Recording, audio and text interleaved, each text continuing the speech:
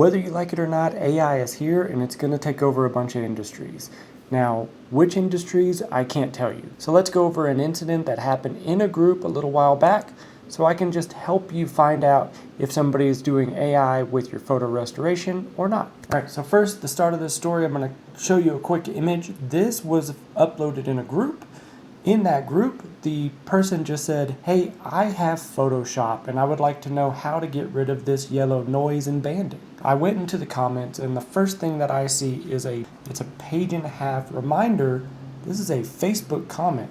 So they threw this crazy explanation in there and I immediately thought they just put the image into AI and got some kind of response. The crazy part is they acted as if they came up with this reply. Whenever the person responded back to them, they started answering back like normal. I thought this was a bot, and it turns out it's just an everyday person pretending like they knew what they were talking about. So, with that being said, there's information inside of here that is useful, but there's a lot of information that wouldn't make sense in a normal everyday edit. Me being an editor for the past 25 years, I know exactly what they are describing and talking about, but some of the things that are in there are not even in Photoshop. You can find it in programs like Affinity, but in Photoshop you would have to buy or purchase a third-party thing to be able to do it. Now, it doesn't mean you can't do it in a similar way or have something done, but let me just show you what could happen if you follow the instructions to this AI rambling. It's not to say AI is bad. I'm going to point out what AI is really good at and what it could be used for in the future. But for now, let's just look at what this person wrote in the comments. So here's the actual comments again. And there's a lot of things in here. And me being an editor can follow this step by step. So let's take a look at that. So if we followed the example exactly, this is what we would get. A washed out, removing all the yellow, all the warmth, and all the things with still having banding in there. Now, the big focus on the post was removing the yellows, removing the fringing, but it didn't address the banding at all. Now, the banding is very difficult for anybody, let alone some type of program to just be able to fix. So even as a restorer myself, I would have difficult removing this banding in the images. I would probably have to go back and hand paint or in paint some things just to try to get it to where it looked good for me. Let's look at just some normal settings that you could use inside of Photoshop to eliminate and get rid of the noise. So what the original post said was they wanted to eliminate the yellow, the magentas, and the banding. Once again, the banding is the most difficult part. With the yellows and magentas, you could just do some quick color adjustments and get rid of or decrease some of that stuff.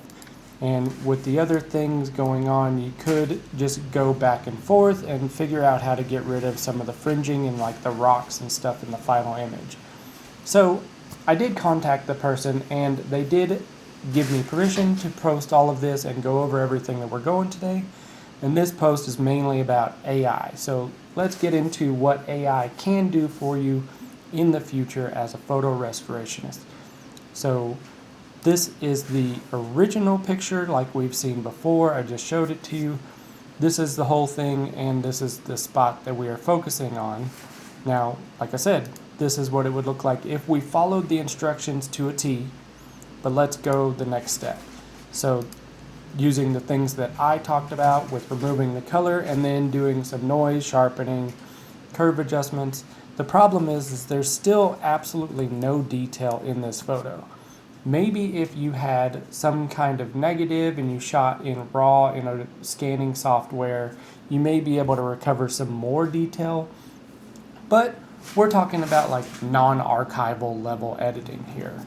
It's something that you could do at home or something that somebody else would do at home if they had some type of editing software and could do it, right?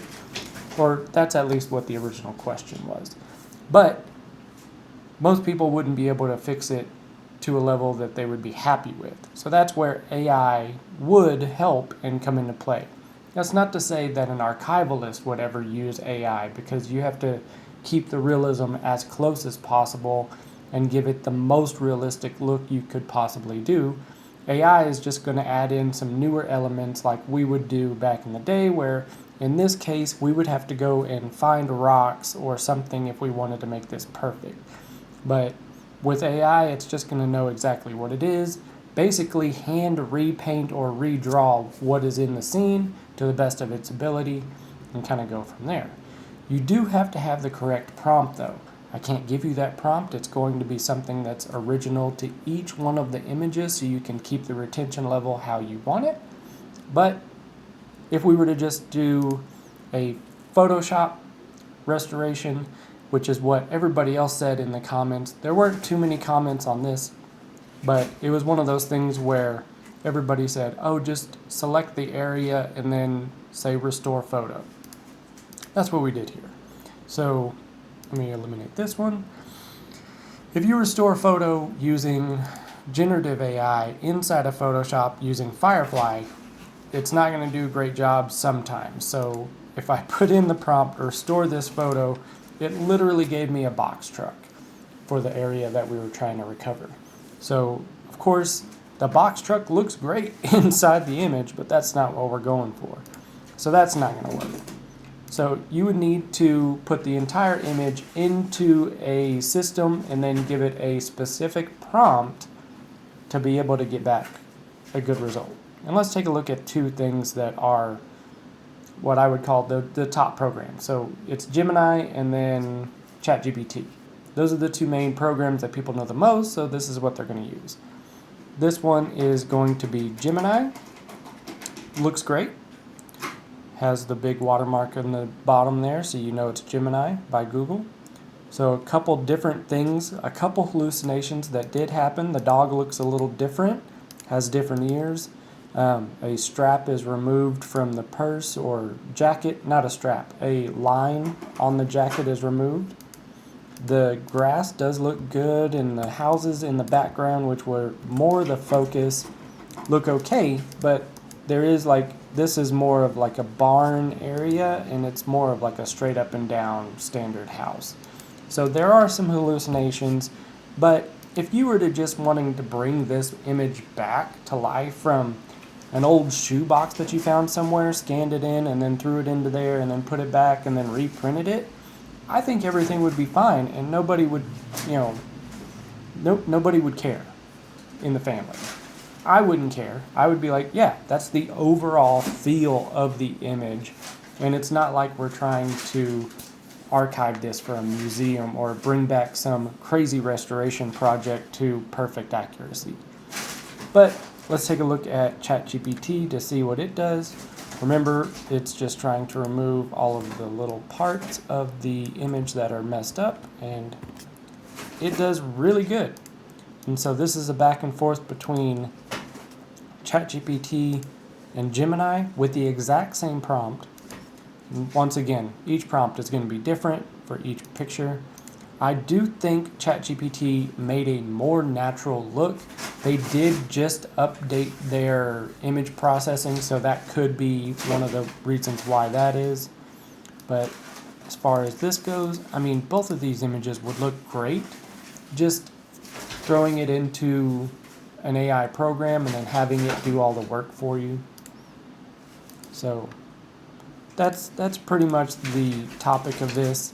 The whole point of it was this person here, I'm not going to say a name, but the original thing was about a person who misrepresented themselves and AI. So, I mean, just take it for what you want, but keep your eye out and make sure you know who or what you're talking to or what they're talking about, because the results that are given may not be perfect for what you're needing. This is my bunny. He likes to be very noisy, in case you were wondering what all of the racket is. It's him. That's what it is. It's him playing in his box. He's got a box of fun. Some of the advice people are giving are just AI responses. So just watch out for that. Make sure that they are a real person and giving real advice, because sometimes the AI programs can do things that you can't. Once again, the example that the person showed in this, the before and after that they put, you can clearly see that they did not do a good prompt, and the mountains were completely different. The sky was too crazy. They put in something that wouldn't have worked. And you need to be cautious about it. Play with your prompts, go around things, and just have fun with it. It really is just a fun thing to do, to be able to bring back old photos and play around. But if there's like a face, make sure the face looks like the person that's there. If they are holding an object, make sure it's the correct object. Just a whole bunch of little things here and there, and you can make your images look great. If you would like to see a tutorial on restoring older photos, I'm sure I could come up with something, and I could show you which prompts that I use, and we can go back and forth on, what's good and what's bad. So just keep all that in mind.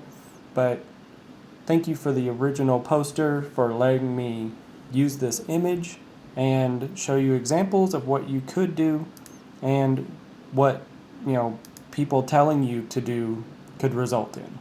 So just keep all this in the back of your mind. Leave comments, like, share, subscribe, all the things. Have a great day.